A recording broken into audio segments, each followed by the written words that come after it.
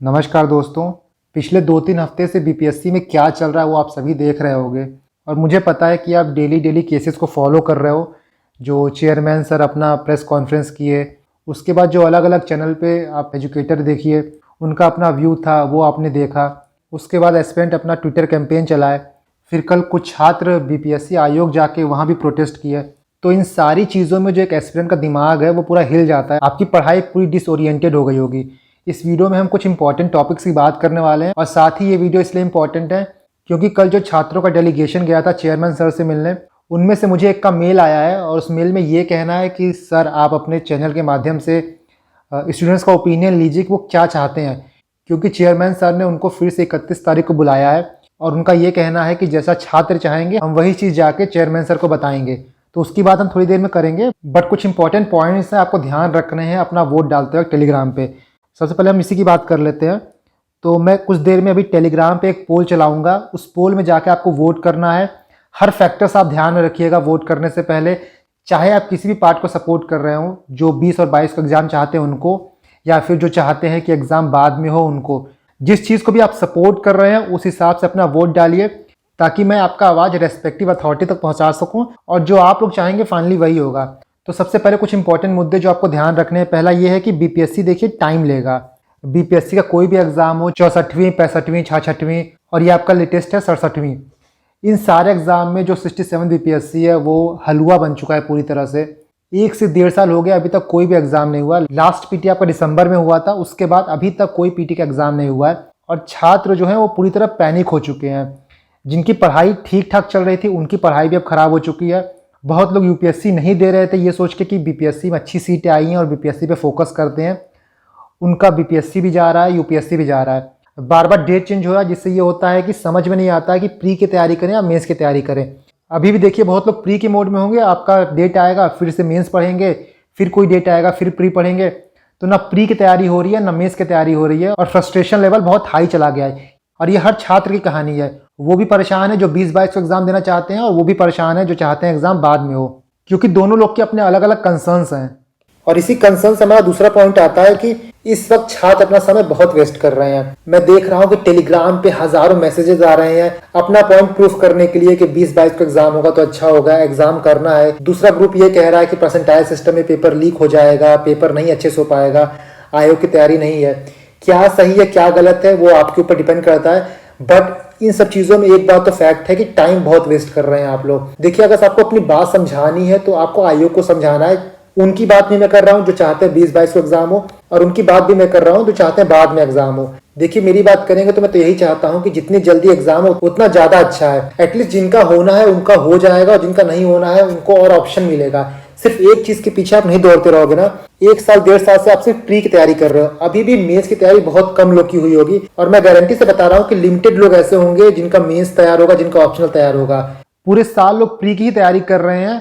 Pre होने के बाद जब मेंस आएगा, मेंस में हजारों लोग छट जाएंगे।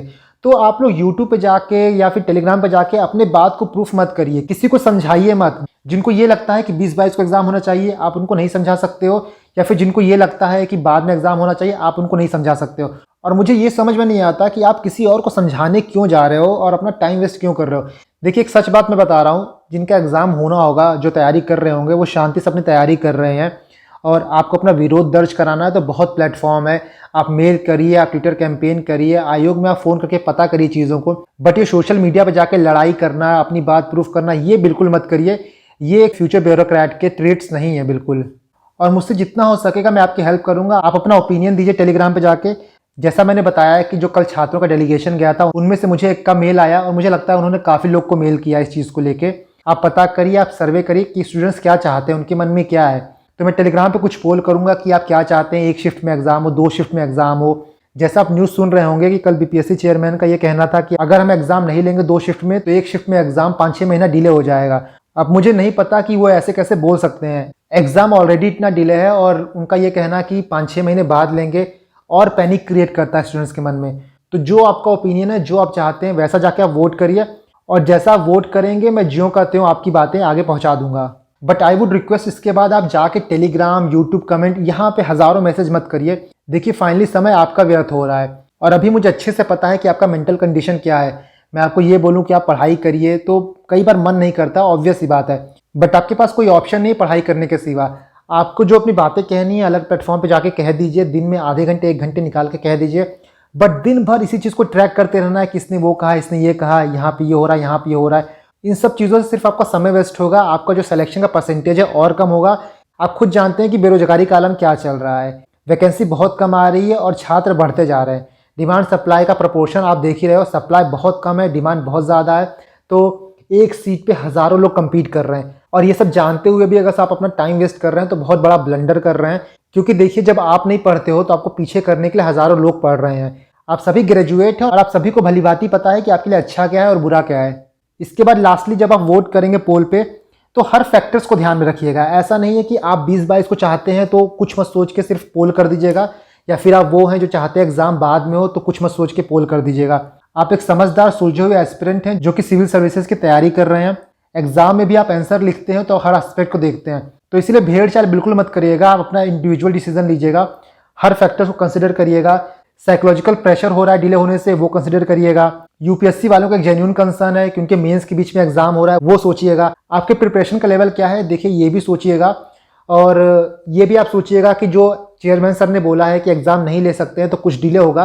देखिए 5-6 महीना तो डिले नहीं होगा, बट कुछ डिले होगा, हो सकता है नवंबर जाए, दिसंबर जाए, तो वो फैक्टर भी आप दिमाग में रखिएगा कि कुछ डिले और हो सकता है। इसके बाद फाइनेंशियल कंस्ट्रेंट का मैटर है, जितना दिन बढ़ते जा रहा है आगे उतना फाइनेंशियल प्रेशर भी बढ़ते जाता है। 1 साल का डिले हो चुका है, तो अगर आप इस तरह से देखो तो आपकी 1 साल की सैलरी भी कम हो गई है, तो आपको हर फैक्टर्स दिमाग में रखने हैं। और सबसे इंपॉर्टेंट है कोर्ट केस। जैसा आप एपीओ का केस जानते हो, क्योंकि देखिए कुछ लोग भी जाके कोर्ट में केस करेंगे तो ऑब्वियस सी बात है कि ये भर्ती जाके कोर्ट में फंस जाएगी। सबसे लेटेस्ट एग्जांपल आप यूपी पीसीएस का देखिए। यूपी पीसीएस में एक सर्विसमैन ने जाके कोर्ट में केस कर दिया, और आलम ये देखिए आप कि 5 तारीख को यूपी पीसीएस का सारा प्रोसेस खत्म हो चुका है और 1 महीने करीब होने को आ गया है। डेट पे डेट बस मिलते जा रही है, एक बार भी सुनवाई अच्छी से नहीं हुई है। तो इंडिया में कोर्ट की हालत क्या चलती है, 5 करोड़ केसेस क्यों पेंडिंग है, ये किसी से छुपा नहीं है। इसीलिए मैं कह रहा हूं कि आप कोई भी डिसीजन लीजिए तो हर फैक्टर्स को अप्लाई करिए दिमाग में, क्योंकि जो आप डिसीजन लेंगे उसका इफेक्ट सिर्फ आपके ऊपर ही होगा। तो भावनाओं में बह के नहीं, बिल्कुल ऑब्जेक्टिवली सोचना है कि आप क्या चाहते हैं। और इसके बाद मैं बीपीएससी आयोग की बात करना चाहता हूँ कि उनकी बहुत बड़ी गलती है। अभी तक आप देख रहे होंगे कि वेबसाइट पे कोई ऑफिशियल नोटिफिकेशन नहीं आया है कि अगस्त में एग्ज़ाम नहीं हो रहा है। वो जो चले आ रहा है पुराना नोटिफिकेशन वही पड़ा हुआ है।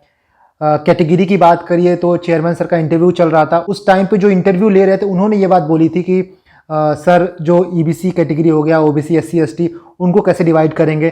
तो वहाँ पे चेयरमैन सर ने बोला कि हाँ अच्छा आपने याद दिलाया। तो मतलब चेयरमैन सर को शायद ये नहीं पता था, और इंटरव्यू जो ले रहे हैं उन्होंने ये बात उनको ध्यान में दिलाई। इसके बाद कुछ बात कल आ रही थी कि नवंबर में एग्जाम लेंगे तो 2 शिफ्ट मिलेंगे बट परसेंटाइल नहीं लेंगे।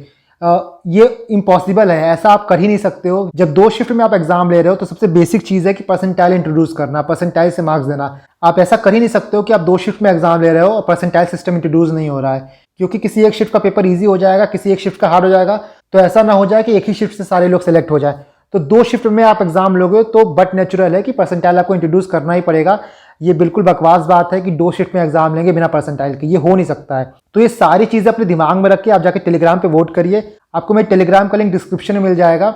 अगर से वो लिंक नहीं खुल रहा है तो आप टेलीग्राम पे जाके IAS PCS पाठशाला टाइप करके सर्च करोगे, आपको चैनल मिल जाएगा। जो 28,000 सब्सक्राइबर होंगे वही चैनल है, वहां पे जाके आप वोट करिए और जो आपका ओपिनियन है वहां रखिए। मैं आपकी बात आगे तक पहुंचाऊंगा। धन्यवाद।